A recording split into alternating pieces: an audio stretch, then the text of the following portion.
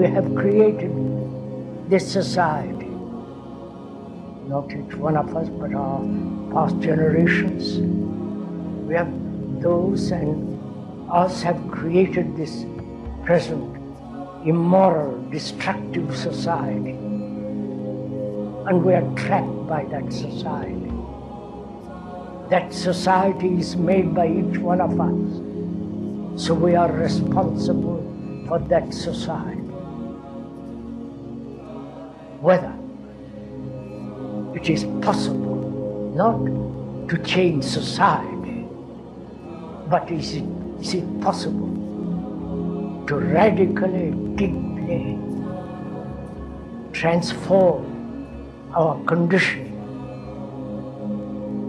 which is understand deeply our consciousness, which is what we are. Is it possible to transform not into something, but to change, bring about a mutation in the very structure and nature of our consciousness?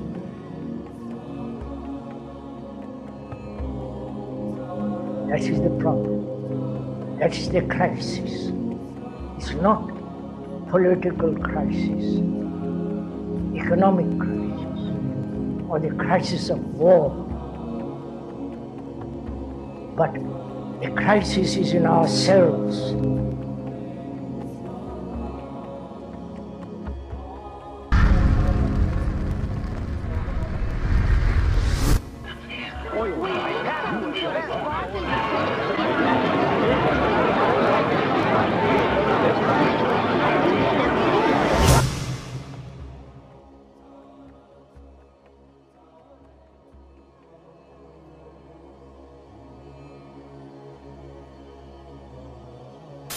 The only real danger that exists is man himself. He is the great danger, and we are pitifully unaware of it. We are the origin of all coming evil. Good morning, my friends. The Earth says hello. My name is Morgan, and I've put together some facts here which are intended to tell a little story. We're going to cast some light on the recent American mass shootings, propaganda we're seeing around them, who is likely orchestrating it all, and what we can expect in the future. So let's take a big step back and have a good look at some of the so-called dangers that we're pitifully unaware of. So just settle in, relax, try to pay attention, and we're going to look at some facts. We'll have fun doing it, and it just may blow your mind. And we'll start out with a quote from a New York Times article, which I think really will help us understand the thought processes being employed by those who are in power at this point.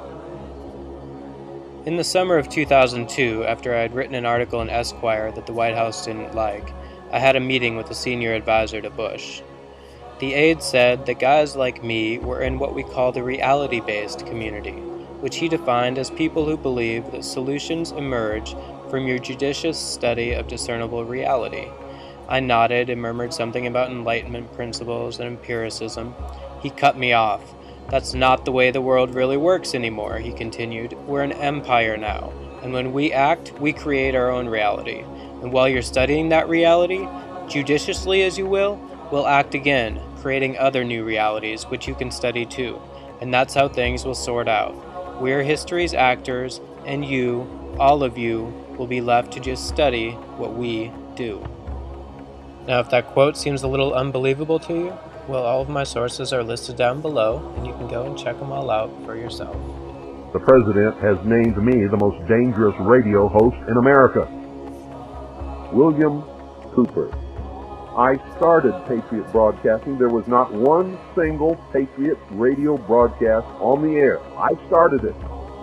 Everybody who's doing it now started out copying what I was doing.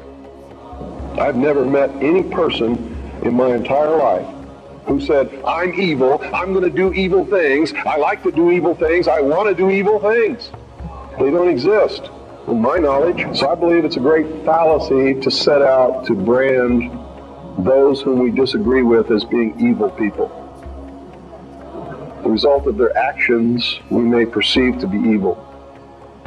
We may perceive it to be bad, but I guarantee you those people don't see it that way. And when we present ourselves to them in that light, we're good and they're evil, do you think we have a chance of getting them to listen to us? Not on your life. It's not going to happen. So I think we have to change the way we talk. And when I'm talking on the radio, I know who you are and I'm not talking to you. And I know that when you're listening and I talk about the sheeple, the stupid sheeple, it doesn't make you angry. You know why? Because you know you're not stupid sheeple, don't you? The person that gets angry has verified that I was right. Because he wouldn't get angry if he didn't know in his heart that he's a stupid sheeple. I've talked to many of you here today. I've learned some things. And I think these things need to be passed on to you. And I think you need to start examining yourself, your agenda, your mission.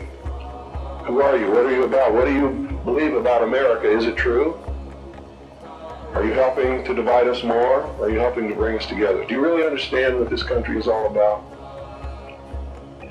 Now, I know this is going to make some of you angry. That's okay. I know that it's going to open some doors for some of you. I hope that it'll bring us all a little bit closer together. And I hope that everybody, once you've examined your own particular agenda, will try to make it fit better into what we should really be doing. Pursue the truth relentlessly. The Branch Davidians were Seventh-day Adventists, or a sect of Seventh-day Adventists. They were an offshoot, developed first in California under the leadership of Victor Hara, who moved to Waco in 1934-35. Once get to know these people. They're different from you and me. They're more religious than you and me. They know the Bible better than you and me. They lived apart from the rest of us. They lived in a manner different than the rest of us. They had different marriage customs and different property practices than the rest of us. Branch Davidians believe, first of all, that as the remnants of the true faith, they would be attacked by a hostile army representing an apostate government, Babylon they called it, and that it was their religious duty to defend the faith. In 1992, the Bureau of Alcohol, Tobacco, and Firearms began an investigation into David Koresh for the possession of illegal firearms. They formed a dynamic entry plan to secure the premises and seize illegal weapons with approximately 100 federal agents and 3 helicopters, which would ultimately cost the lives of 4 ATF agents and 6 Branch Davidians. Little by little for several weeks.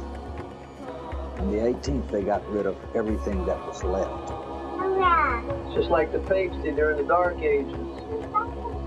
When they thought people were heretics, they went in and dealt with them. That was the way they believed. And you know, we have to all follow our conscience. That's why America is supposed to be a great nation, where we can follow our conscience according to our beliefs. At Mount Carmel, you had people that were confined to an area. Where were they going to go? Who were they going to hurt? They ran out of gas canisters, I think about 10 o'clock in the morning. Everything they had planned for 48 hours was gone by then, and they were flying in more from Houston. The CS gas used at Mount Carmel was more potent than normal tear gas. CS gas would induce nausea, vomiting, and disorientation. As the FBI tanks demolished the building, the gas was dispersed from high-pressure bottles mounted on the boom of the combat engineering vehicles. During the siege, some of the women and all of the children were sent to the bunker, located in the center of the compound.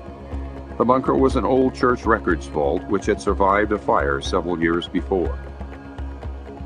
It is here that the remains of some of the women and the young children were found.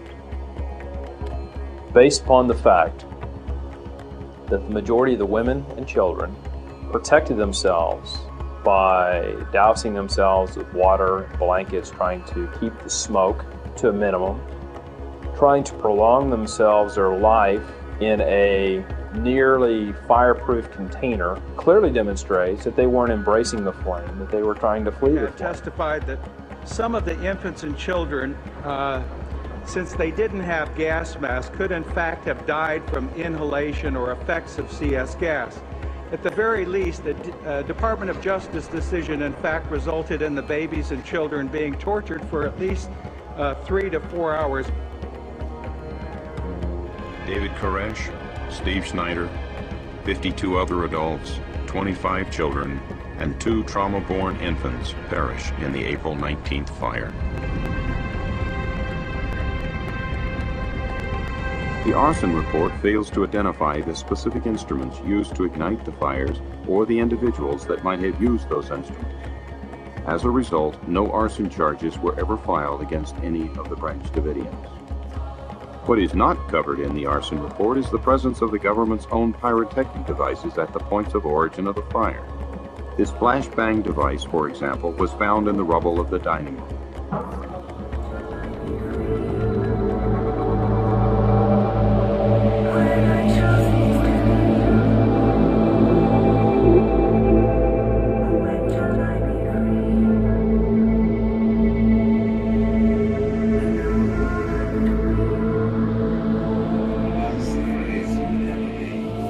Governments of the industrial world, you weary giants of flesh and steel, I come from cyberspace, the new home of mind. On behalf of the future, I ask you of the past to leave us alone. You are not welcome among us, you have no sovereignty where we gather. I declare the global social space we are building to be naturally independent of the tyrannies you seek to impose on us. You have no moral right to rule us, nor do you possess any methods of enforcement we have true reason to fear. Governments derive their just powers from the consent of the governed. You have neither solicited nor received ours. We did not invite you.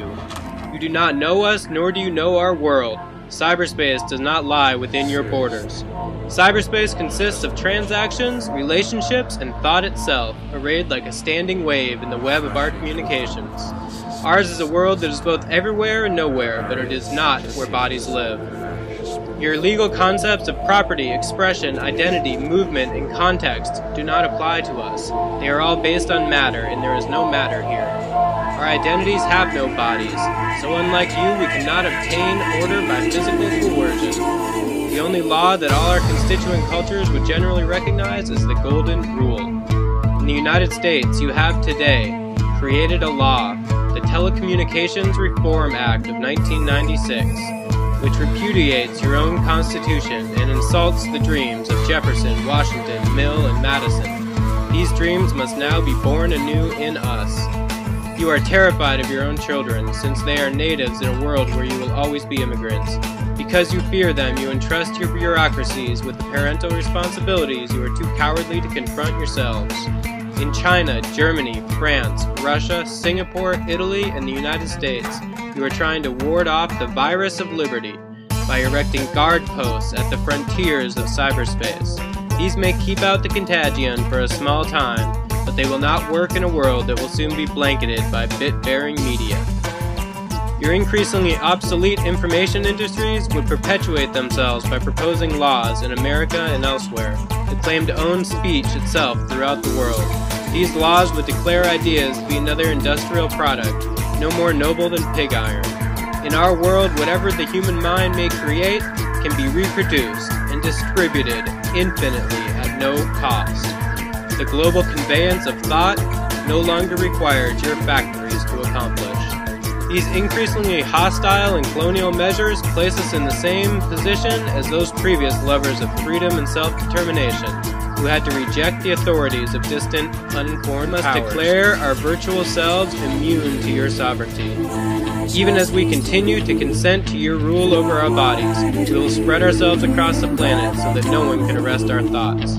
We will create a civilization of the mind in cyberspace. May it be more humane and fair than the world your governments have made before.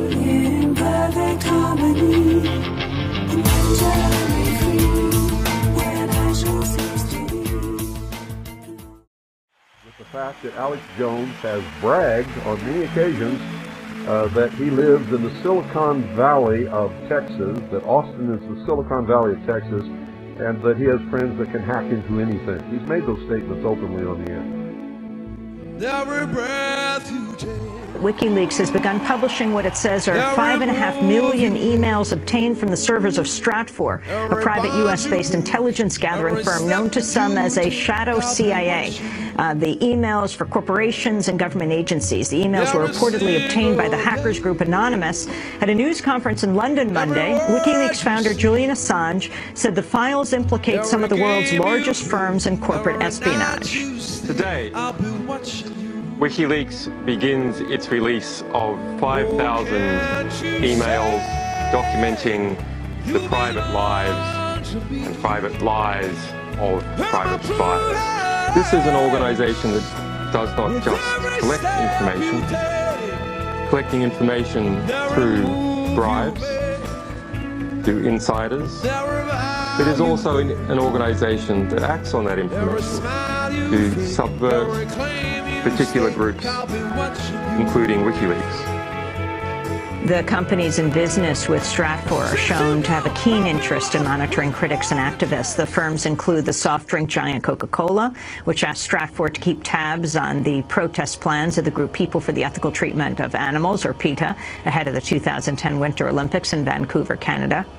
The chemical industrial giant Dow Chemical is shown to have a major interest in activism around the 25th anniversary of the Bhopal chemical disaster, the 1984 gas leak that killed anywhere between 3,500 and 25,000 people. Of questions around potential ties between Stratfor and the investment giant Goldman Sachs. A former Goldman Sachs regional director, Shay Morenz, plays a major role in Stratfor and a new subsidiary, StratCap.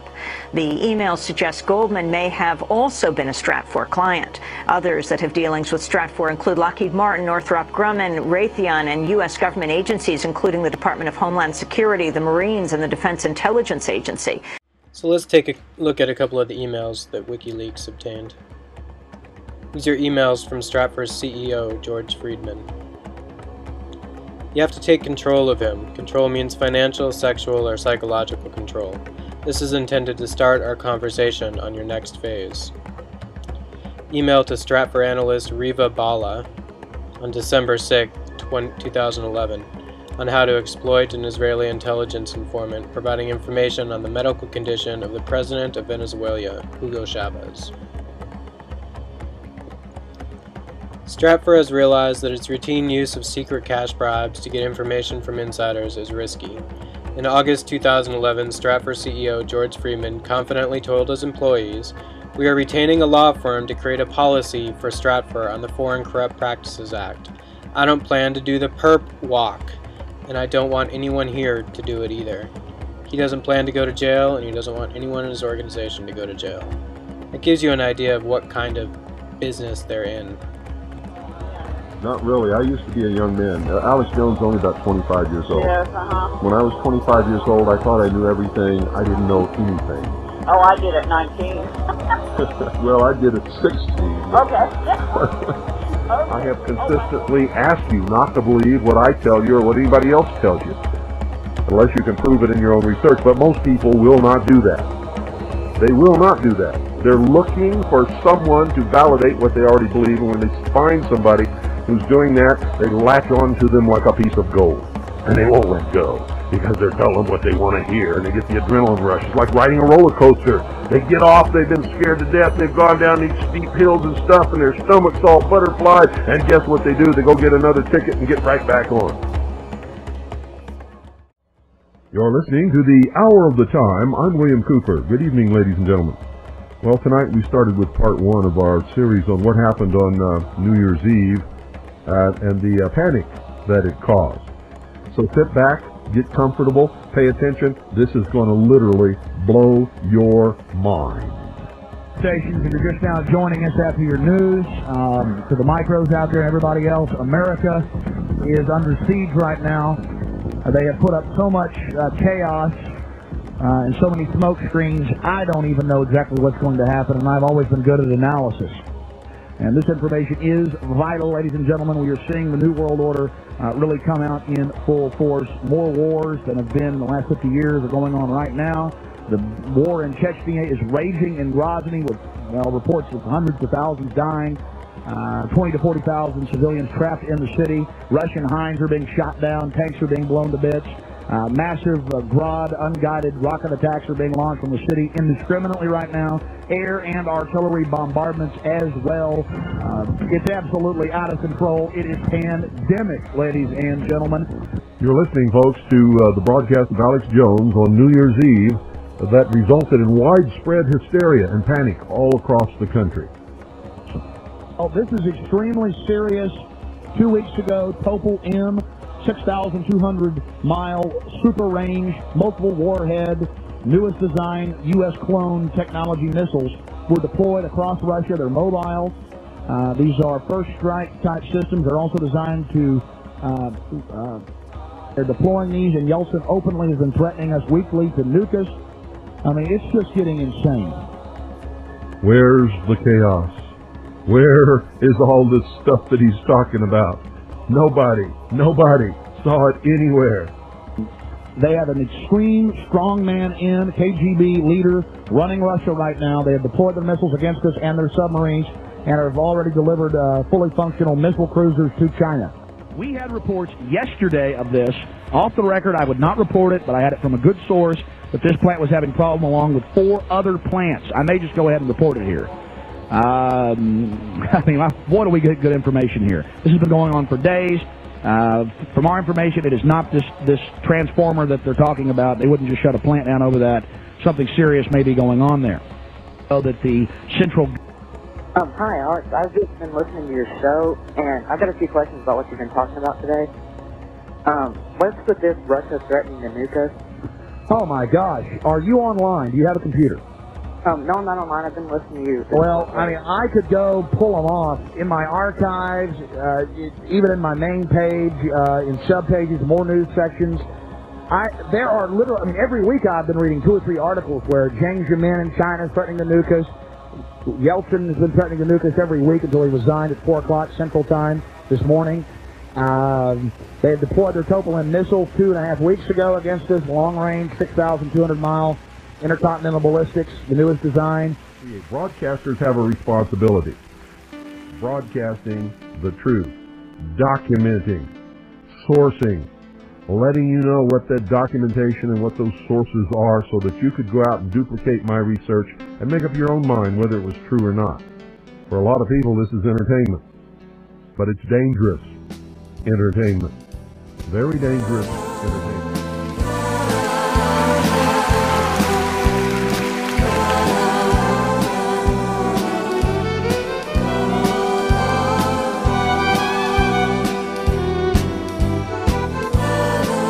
Supposedly, a CNN reporter found Osama bin Laden, took a television camera crew with him, went into Osama bin Laden's hideout, interviewed him and his top leadership, and he came out and told everybody, within 3 weeks, Osama bin Laden is going to attack the United States and Israel. Now, don't you think that's kind of strange, folks? You see, because the largest intelligence apparatus in the world, with the biggest budget in the history of the world, has been looking for Osama bin Laden for years and years and years, and can't find him. Some doofus jerk-off reporter with a camera crew waltzes right into his hideout and interviews him. And I'm telling you, be prepared for a major attack. But it won't be Osama bin Laden. It will be those behind the New World Order. I wonder what Osama bin Laden's targets are supposed to be. And if they don't, if this doesn't materialize in the next 2 or 3 weeks, it will eventually materialize because they haven't succeeded in getting the guns out of the hands of the American people. They haven't succeeded in getting the guns out of the hands of the American people, nor have they succeeded in taking our freedoms away. And so I can tell you with a certainty, they must do something terrible in order to stop this backlash and regain the sympathy of the mass herds of people out there. And I was the first to expose 9/11. I had intel. We're both of us beneath our love, both of us above, and dance me to the end of love. Yeah, dance me to the end of love. Dance me to the tune. She gets there, she knows. I know what tyranny means. I know the bankers are putting poison in our food and water. I know the bankers have stolen $8.5 trillion. I know we're under War Powers Act. I know they're hurting us. I know they're carrying out New World Order. I know they've staged those terror attacks. You know what it's like to gut up to this and go out every day and go past the peer pressure and come out day one and say 9/11 was an inside job and lose most of the radio stations on? You know what it's like to go to sleep every night knowing you work for a bunch of psychotic killers and you bastards are probably going to end up killing me one day? You know what it's like knowing you've ruined my life? You know what it's like, you sons of bitches? Cause you know sometimes words have two meanings. You know what it's like to go to sleep every night knowing you work for a bunch of psychotic killers and you bastards are probably going to end up killing me one day. You know what it's like knowing you've ruined my life. You know what it's like, you sons of bitch. And I think you can see that. When you listen to anybody on the air, bear in mind several things. Number one, you don't know that person. No matter how long you've been listening to them on the radio, you don't know them. People are different at their job than they are in their private life. Number two, they may have an agenda of which you are not aware. Number three, they may be a dupe, passing on information that's fed to them. That's called a cutout in the intelligence world. And it happens all the time. They may not have your best interest at heart. They may be stirring up hysteria and panic for a purpose. Yes, there are two lives you can go by, but in the long run, there's still time to change the road you're on. I don't quite get this. Why didn't we give the award to that the guy at the Cheyenne Mountain who made this report about the missiles? Because he wasn't a fool. He knew exactly what he was doing. He knew what he was doing. Yeah, he sure did know what he was doing. Well, I mean, obviously most of the things we don't believe that they tell us. Oh, really? Yeah. Oh, really? You're sitting there listening to all that. Apparently you're an Alex Jones fan. Well, I'm not a fan. Well, it sounds like it. It's just, Did you hear all of this broadcast? And you're still trying to defend this bullshit right here to me? Have you got a screw loose? not all of it. But not all of it. The intention of... The intention was to do just exactly what happened. Create hysterica and panic and possibly cause a legitimate state of martial law to be declared. Whether Alex Jones was an active part of it or whether he was just a stupid dupe, it doesn't make any difference. That was the whole reason for the whole thing. Okay, I can see that. Yeah. Good for you. I was starting to think there was something wrong.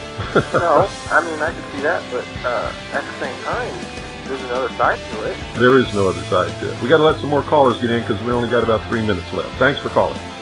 And thanks for your opinion.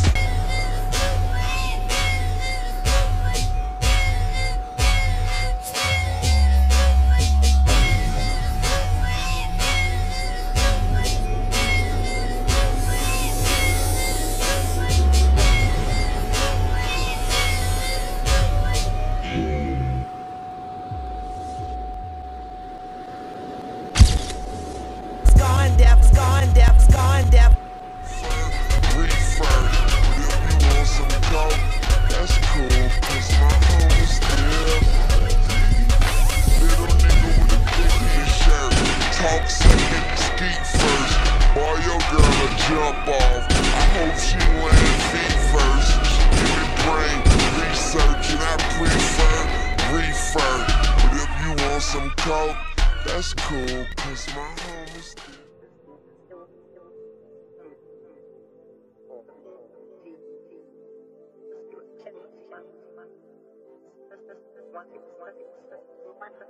Of this week. What's happening? Oh my God! I got 7 down in the feet or not.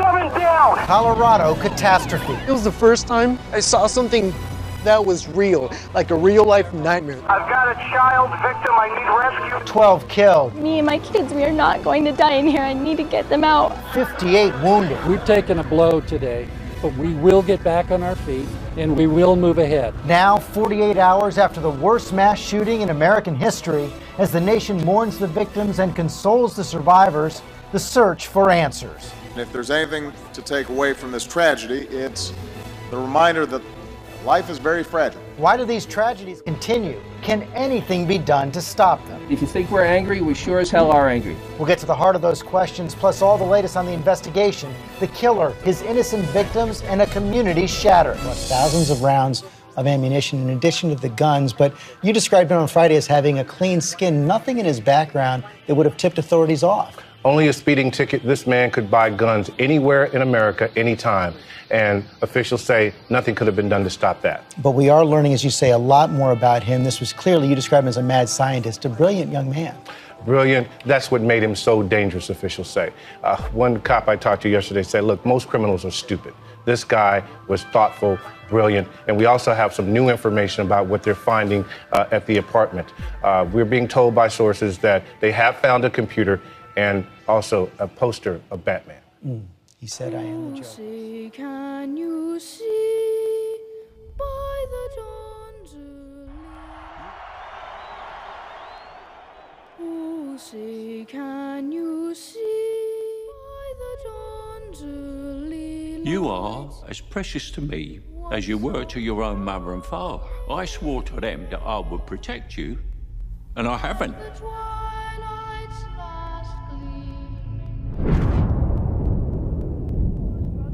The mayor's gonna dump him in the spring. Really? Mm-hmm. But he's a hero, a war hero. This is peacetime, peacetime, peacetime. Because when it hits, you're all gonna wonder how you ever thought you could live so large and leave so little for the rest of us.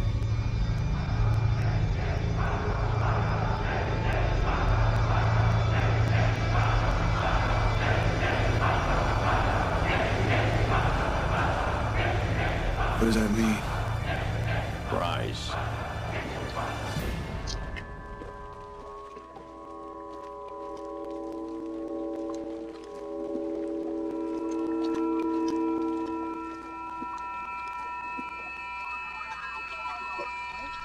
Next.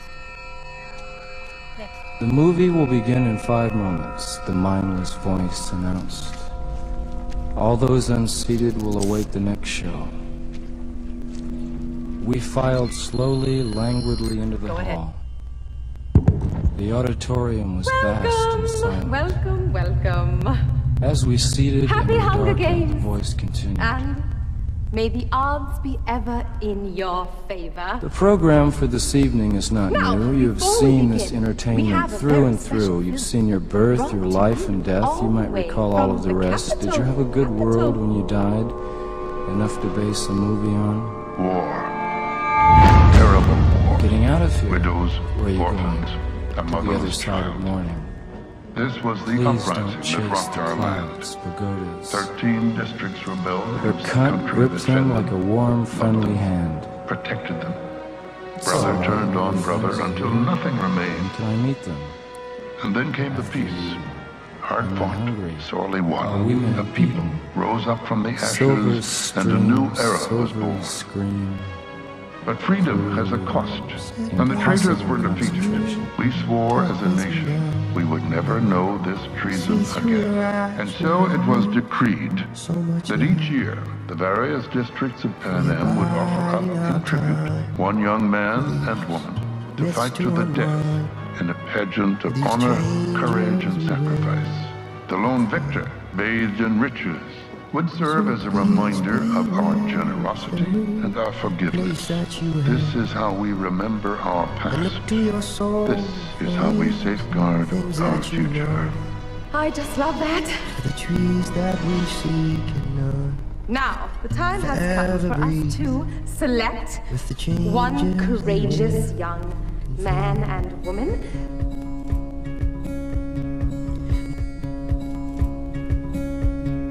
Primrose Ebony. Owned on this sacred land, it has seen many hands. It has wealth and gold, yet it is fragile and old. So speak out loud of the things you are proud of.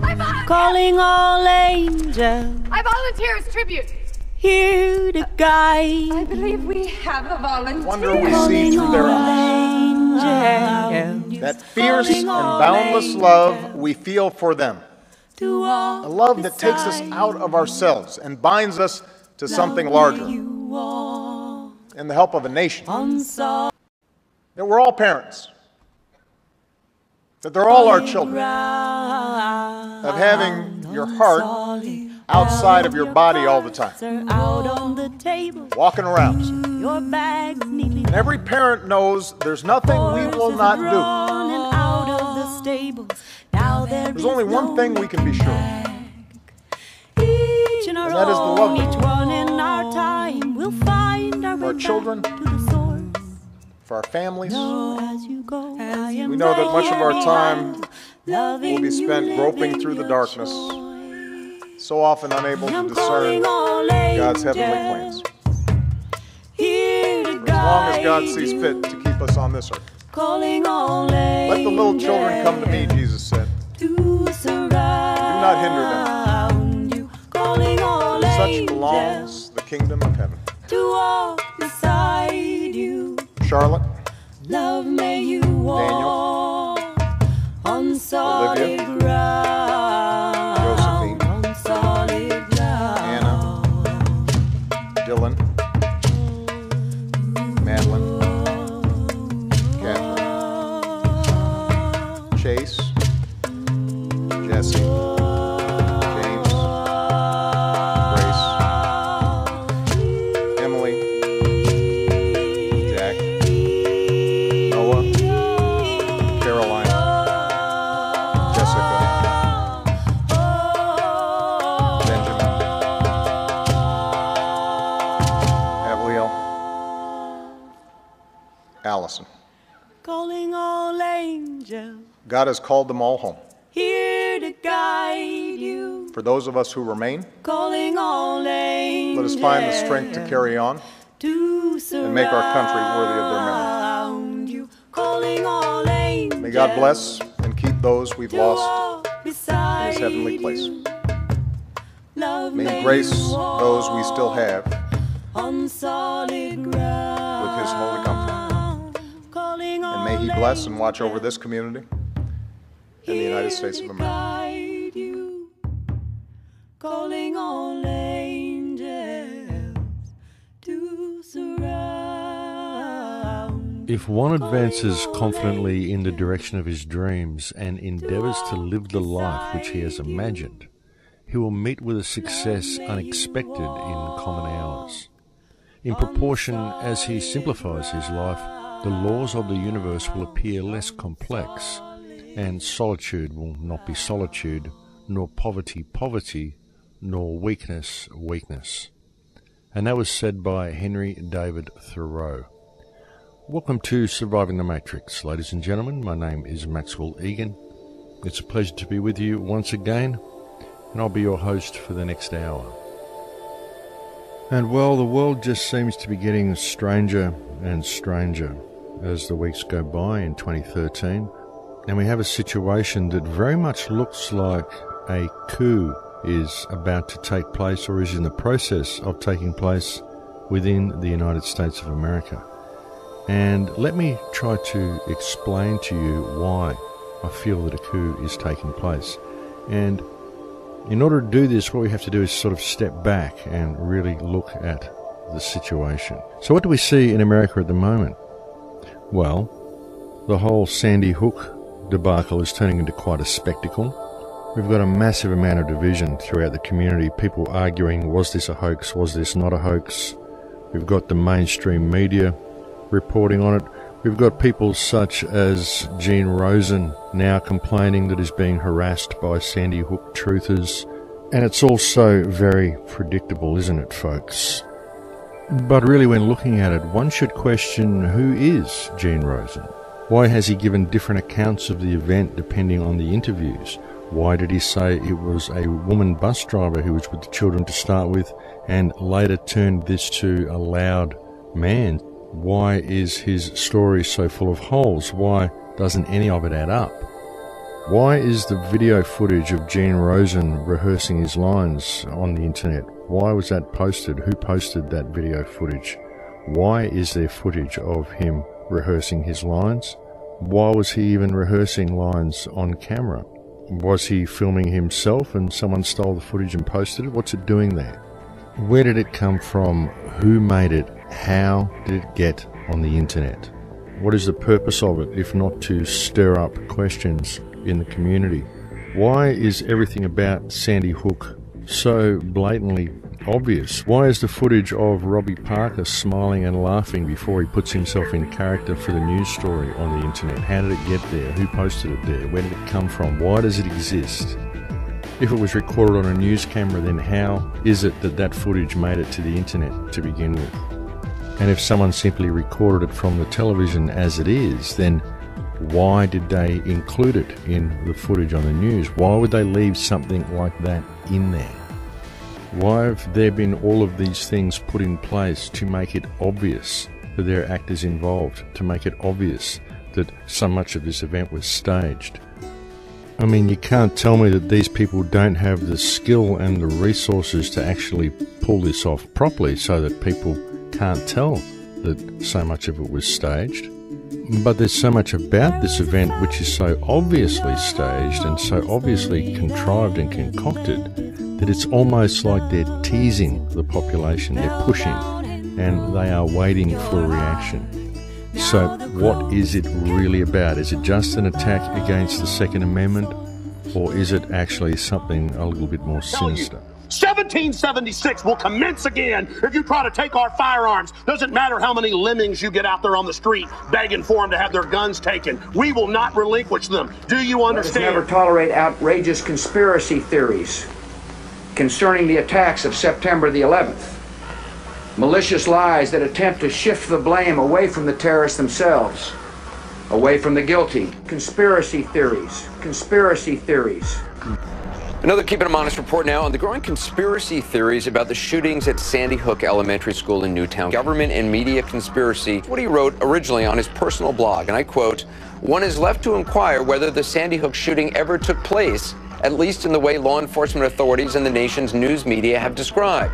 Normally, we wouldn't dignify these types of remarks by covering them, but James Tracy is a tenured professor at a public university. Jordan, you say there are people actually that you are lying about your sister's murder in Aurora. I was a crisis actor, that this was a government false flag operation. Just these aberrant thoughts about how the government is out to pull the wool over our eyes, if you will. You say you've actually had death threats from some of them. I have received one death threat this is an aberrant behavior, and when you reject facts, reality, and you grasp to this idea that the government is out to get you, it's a slippery slope. These are the type of people that should not have their hands on weapons. These are the type of people that should not have a platform to speak. These are the people that should be seeking mental help and evaluation. Anonymous internet trolls and this professor. In this quest to speak the truth or whatever, they're really doing a disservice to everyone involved. The Obama administration is openly escalating its campaign against private gun ownership and shaking up the top ranks of the military command structure. But is it also preparing to make war on the American population? According to a person identified as a former senior military official, the answer to that shocking question is yes. World-renowned educator and human rights activist Jim Morrison says that the source is a man regarded as one of America's foremost military heroes. He told him that President Obama is using a new litmus test for determining who will stay and who must go among top-ranked military leaders. That test is whether they will fire on U.S. citizens or not. Dr. Garrow says that his source made the disclosure in order to sound the alarm over the administration's plans.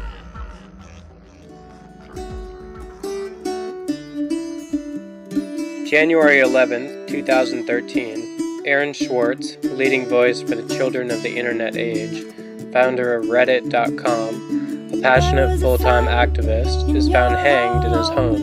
It is reported to be a suicide. Aaron was being harassed by the U.S. government. He was threatened with 35 years in prison for downloading scientific studies from MIT, where Aaron was a fellow. He shared the documents for free with the world. Aaron's last blog post was his analysis of Batman: Dark Knight Rises. The last sentence in his last blog post: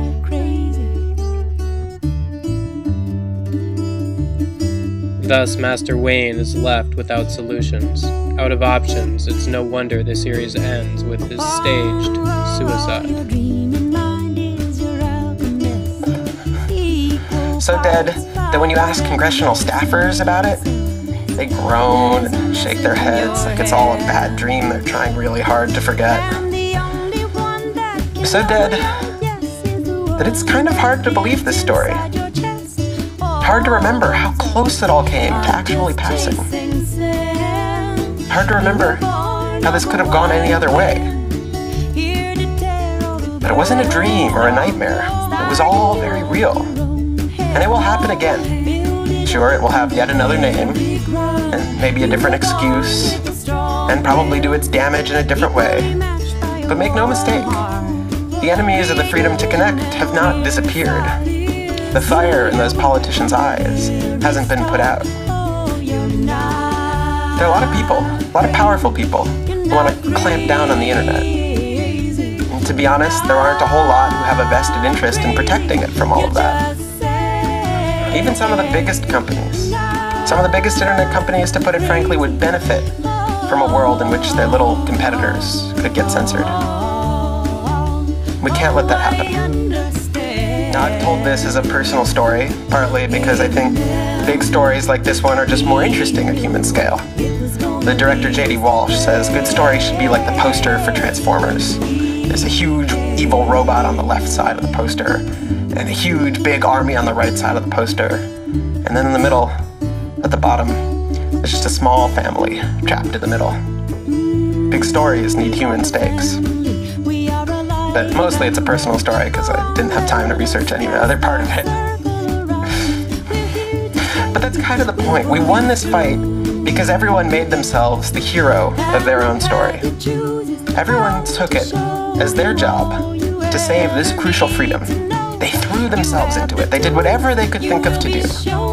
They didn't stop to ask anyone for permission. You remember how Hacker News readers spontaneously organized this boycott of GoDaddy over their support of SOPA? Nobody told them they could do that, and a few people even thought it was a bad idea. It didn't matter. The senators were right. The internet really is out of control. But if we forget that, if we let Hollywood rewrite the story so it was just big company Google who stopped the bill, if we let them persuade us we didn't actually make a difference, and we start seeing it as someone else's responsibility to do this work, and it's our job just to go home and pop some popcorn and curl up on the couch to watch Transformers, well then next time, they might just win. Let's not let that happen. We knew it was gonna be this way when we came. Questions no one can answer. I believe first in God. Second, in Jesus as my own personal Savior. But I don't go to any church. I don't believe all these dogmas of all these different churches. I believe only what Jesus tells me in the words that are written that he spoke in the Bible, in the New Testament. I believe that he was God incarnate in the flesh. I believe that when he spoke, he obliterated everything that went before except for that which he fulfilled, and that his words are the law. If you want proof of that, God gave us 10 commandments. When Jesus was here, he gave us 2. He said one was the most greatest commandment, and the other was like unto it. The first is that you should love your God with all your soul and all your mind. And the second is you should love thy neighbor as thyself. If you don't believe me, go read it. Number 3, I believe in the Constitution for the United States of America because it's the only and the first document that ever set anyone that lives on this planet that wasn't some kind of a king free. The only one. And without it, we will not be free. And then, last but not least, the family unit, because I believe that is the building block of any society. But without God, there would have not been any Jesus. Without Jesus and God, there could not have been a Constitution. Without a Constitution, we would never have been free. You see, the Founding Fathers recognized, first, there is a God. Without God, we could not have unalienable, Creator-endowed rights. So you have to put first things first and second things second, and everything else goes behind that. Now, some of you may be asking, how in the world is all this possible?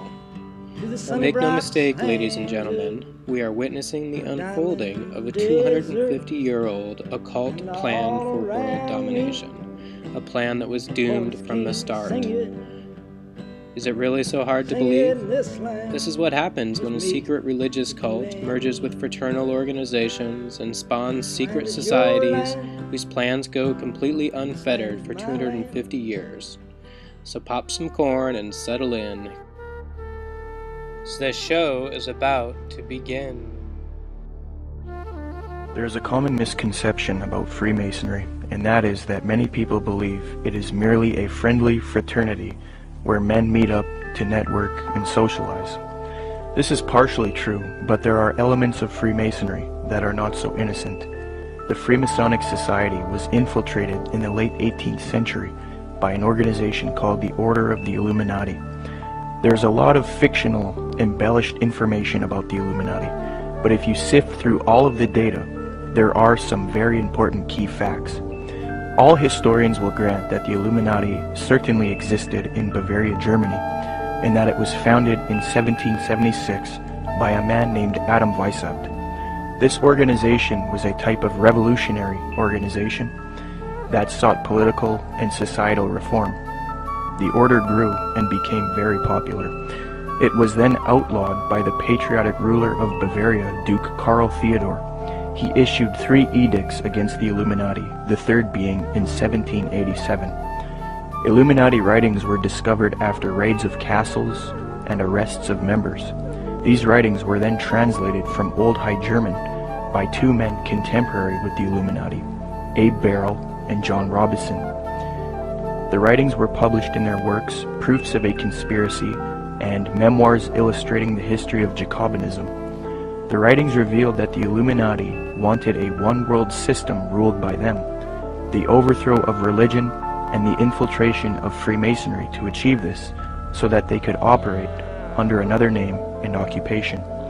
The founder of this order, Adam Weishaupt, stated, quote, "Do you realize sufficiently what it means to rule in a secret society, not only over lesser or more important of the populace, but over the best of men, over men of all ranks, nations, and religions, to rule without external force, to unite them indissolubly, to breathe one spirit and soul into them, men distributed over all parts of the world." President George Washington himself was convinced that the Illuminati existed after 1785, when it was outlawed in Bavaria. He corresponded with the Reverend named G.W. Snyder, voicing his concerns about the Illuminati. This was written 13 years after the Illuminati was outlawed in Bavaria. George Washington states, quote, "I have heard much of the nefarious and dangerous plans and doctrines of the Illuminati, It was not my intention to doubt that the doctrines of the Illuminati and the principles of Jacobinism had not spread in the United States. On the contrary, no one is more truly satisfied of this fact than I am. The idea that I meant to convey was that I did not believe that the lodges of Freemasons in this country had, as societies, endeavored to propagate the diabolical tenets of the first or the pernicious principles of the latter if they are susceptible of separation, that individuals of them may have done it, or that the founder or instrument employed to found the democratic societies in the United States may have had these objects and actually had the separation of people from their government in view is too evident to be questioned. May have had these objects and actually had the separation of people from their government in view is too evident to be questioned. From President Washington, we learned that he believed the Illuminati was nefarious and dangerous. He had little doubt about the Illuminati spreading to America by 1798. He was truly satisfied, or in other words, convinced of this fact. He thought it was too early for whole Masonic lodges to be striving for Illuminati objectives, but he did believe individuals within American lodges were certainly doing so. He believed the founder or instrument used to found the democratic societies in the USA may have had Illuminati objectives in mind, and that they had the separation of the people from their government in view. According to Washington, these things are too evident to be questioned.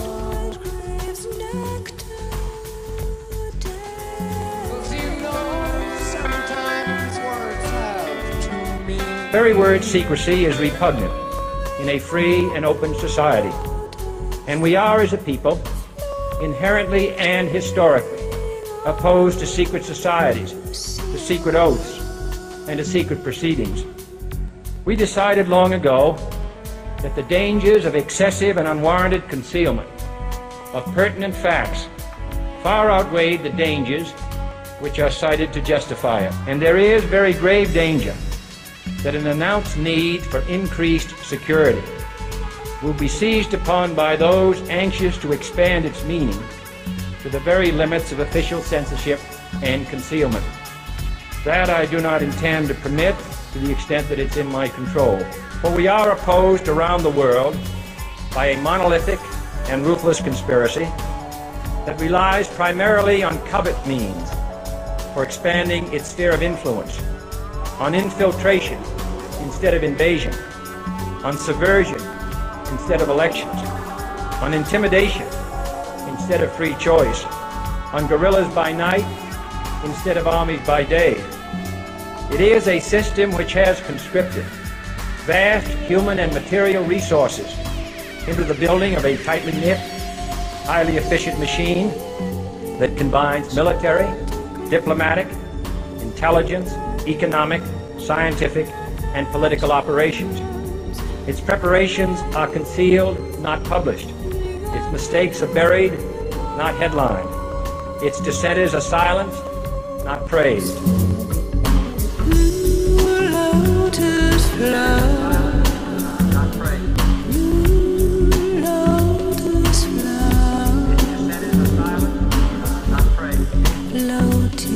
The report is that the president is dead. The word we have is that he is dead, that he was shot by an assassin at the intersection of Elm and Houston Street.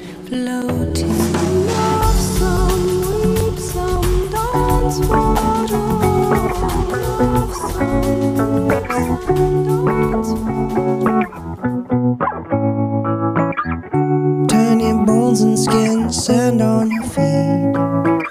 These healthy children, the fruits of your tree. Turquoise flotation, the Indian Sea. We can float together, you and me, you know. I will love you, it's a beautiful day. Thank you for the journey to this new decade. We've been gifted this island, we've been gifted this day, and we're all here together on this beautiful day.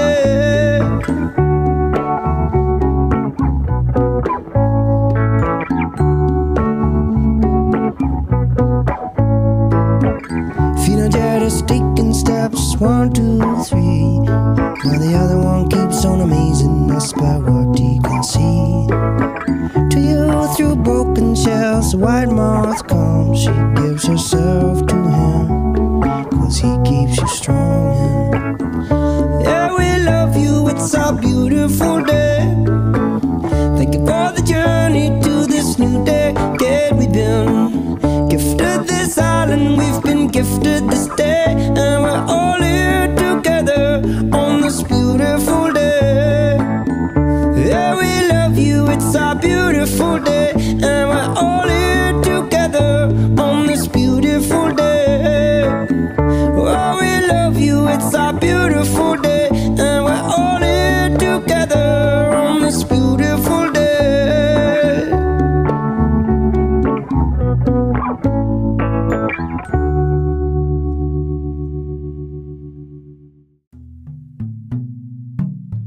And that, ladies and gentlemen, is the most valuable tool we have for sifting through the lies and discerning the truth, our body sensations.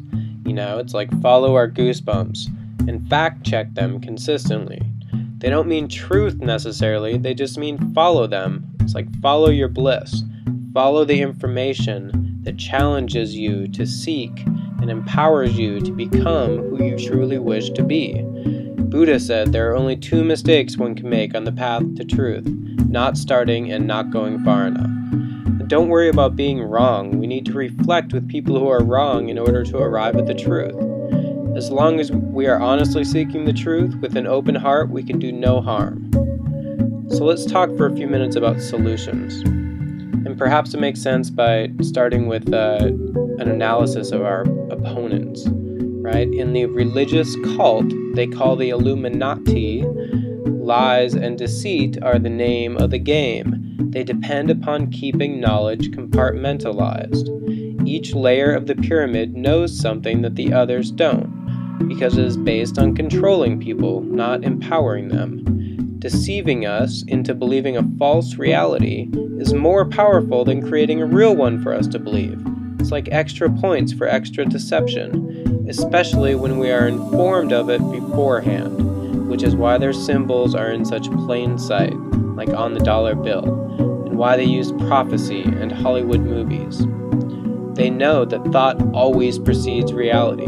They are very good at planting subconscious suggestions. This charges the potential future they'd like to see and increases the likelihood of us manifesting it in our collective experience. And we can use these same techniques that they use. The only reason they're an advantage to them is because we're not aware of them. So back in 2008, Obama may have dropped us a little hint as to one of their weaknesses. Let's take a look. Or should we just stick to the Sermon on the Mount, a passage that is so radical that it's doubtful that our own Defense Department would survive its application. So before we get carried away, let's read our Bibles now. Now, hearing this speech upset and offended many Christians. It made them wonder if Obama is really even a Christian. Some think that he is actually a New Age occultist who worships Maitreya, the world teacher. And the Christian researchers have uncovered some compelling facts that support their hypothesis, but I'll save it for another film. But we know sometimes words have 2 meanings, and upon reading the sermon that Jesus gave on the mountaintop, this passage stood out to me.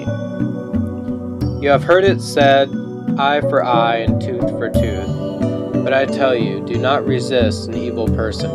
If anyone slaps you on the right cheek, turn to them the other cheek also. And if anyone wants to sue you and take your shirt, hand over your coat as well. If anyone forces you to go 1 mile, go with them 2 miles.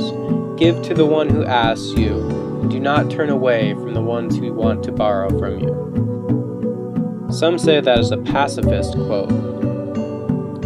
Some misunderstand pacifism. It is not about giving up and accepting, just the opposite really. A pacifist sees the punch coming and responds with a little Tai Chi move. She accepts and then redirects the energy back to the source, and boom, the chain of reaction is broken, setting the stage for right-minded response. And that, my friends, is an important clue. Relentless and utterly non-violent civil disobedience. It's also called the non-comply dance. We've got to see their bullets coming, behold them in midair for all to see, and redirect that energy back to the source. And stop surrendering our power, stand up for our rights. And really, guys, once people see what's happening, the whole facade is going to collapse like a flimsy deck of cards. Because you know those cult types, man. They're in it to win it. They love the power of secret knowledge. But when it comes time to drink their own Kool-Aid, they fold and run for the hills, thankful to have another go at life. And don't get into the did children actually die at Sandyhook thing. Well, none of us were there, so we can only speculate. But let's look at what we do know. We know the Illuminati exist, and they have not been seriously challenged by any government of any people since Bavaria over 250 years ago. We know their symbols are in all aspects of popular culture. We know false flag attacks are the modus operandi. Vietnam, Waco, 9/11, Iraq, to name a few proven obvious ones. They create problems, harvest the emotional energy, and offer solutions that scare us into slowly relinquishing our creator-endowed rights. We know that the string of mass shootings in 2012 conveniently led to stricter gun control laws, which are unconstitutional. We know Obama is clearly using children as his shield. This would not be necessary if he was completely honest.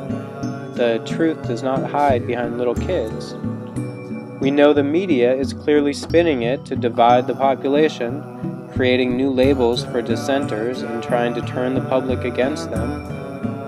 So rather than looking at the details of one specific event, it is time we start considering the full picture and asking the deeper questions. If we wish to stop the atrocities, we need merely step away from the isolation. There's a whole world waiting to welcome us home. That was a Derek Jensen quote. So if this is such an ancient and monolithic conspiracy, then why is it doomed to fail, like I mentioned earlier? Well, the answer to that question is real simple and real obvious. Because we are aware of it. The entire plan depends upon hiding knowledge and keeping things in secret. The internet has put a major kink in their plan. Their only hope now is to contaminate the web with so much disinformation that people give up and accept the consensus reality that they are creating through their media. Their only hope is to turn the public against those who relentlessly pursue the truth in all aspects of our lives. They must make the truth taboo in the mass mind. The fact that the plan is doomed does not excuse us from taking action. It's doomed because we are taking action, and because we are changing our consciousness. One of the things we really ought to accept is that counterintelligence professionals are working feverishly in both the mainstream and alternative stream media. So what is a CointelPro? Well, first of all, they're professionals, so they're paid to counteract intelligent thought. They go through and look at the trends and whatnot and try to shift trends because they know that everything starts with thought. And if they get the right thoughts charged enough, then they get the reality that they're shooting for. Those of us who have already turned away from the mainstream media know that 5 giant corporations control all of popular culture. But don't you also think that the Illuminati have a vested interest in controlling those who have turned away from the TV and are sucking their information in through the internet? Well, how do you think they're accomplishing that? Could it be through massively popular media personalities like Alex Jones and many others? Through centralized and unexamined but trusted sources of information? Are these media personalities actually agents, or are they just dupes who unquestionably pass on information that is fed to them? Well, I have my suspicions, but really, does it even matter? Why not just shut them off, or really listen to them with a whole lot more discernment? When you come across information, feel your heart resonance and note those body sensations. Is it coming from a source of love or one of fear? Does it empower you, or does it make you feel helpless? He who controls the media controls the mind. The media is the message, and the message is me, and you, and I, or it could be us, rather than corporate unholywood. The internet empowers us to become the media, and I'd say it's about time we rise to that opportunity. Why not really begin acting in the spirit of the internet? Do your own independent research. Listen to and support those of us who are working full-time on uncovering the lies. Because really, truth-seeking is a continual process of uncovering lies. Many of us have no ulterior motives. We are not being paid, and we are only seeking the truth as a tool to catalyze the expansion of our own consciousness. So subscribe to our YouTube channels, share the information, generate good, honest discussion about it with your friends on social networks. You know, whether it's right or wrong, it has to get out there into the public and be discussed so that they can just be laid to rest. When engaging in debate, we need to be very careful to avoid the ad hominem attacks. Right? This is what you see the mainstream media using constantly, like especially Anderson Cooper and whatnot in that broadcast he did. They're attacks against the person rather than an honest response to the person's thought. They contradict the spirit of the internet. This is a world of thoughts, and we are not our thoughts. Consider any label on any human being as a label on you. It is important to speak and engage people right now. There's no time to be silent or withdraw from our friends, you know? There's a ton of emotionally thick propaganda out there right now about truthers and preppers and NRA shills, and it's orchestrated in such a way to split people up who usually wouldn't be split up. And the only purpose for all this is to turn us against one another. Don't let it happen. Be strong and communicate. Sometimes we don't know what we think until we engage in debate with people who disagree with us. Another thing we can do is reassess our definition of debt. Many people understandably feel bound by debt, but the truth is that each one of us were born into this world naked and hungry. Food, clothing, shelter are gifts from Mother Earth that were intended for every being. Life, liberty, the pursuit of happiness are unalienable, creator-endowed rights that we bestow upon ourselves in writing that are untouchable by any government. And as Americans, each one of us have left a considerable footprint on the world. We should pay back this debt. You know, we should pay it back to those who are hungry and homeless, to those who have suffered for us to learn our lessons, and to our mother, the earth. But you do not owe any money to any bank or any government. Any agreement we've had with them is null and void. They tricked us. This monetary system was designed by occultists who are using it to vampire the energy on this planet, rather than allowing it to flow freely as it does, like water, down the path of least resistance. It's like being in an abusive relationship. Even though we gave our word, when we as a collective human family are continually abused, it is important that we find the courage to break that agreement and free ourselves. We are all playing a major role in this unfolding. Like it or not, here we are, guys. There will soon come a time you'll know when it arrives and will know what to do. Don't worry about it. At the same time, get informed and share information. Be ready to respond and create reality, rather than reacting to and arguing over a reality that has been manufactured for us by the empire. Yeah, it's a funny old world that's a-comin' along. It seems sick and it's hungry. It's tired and it's torn. It looks like it's dying, and it's hardly been born. In Lakesh, my friends, that means I am another you.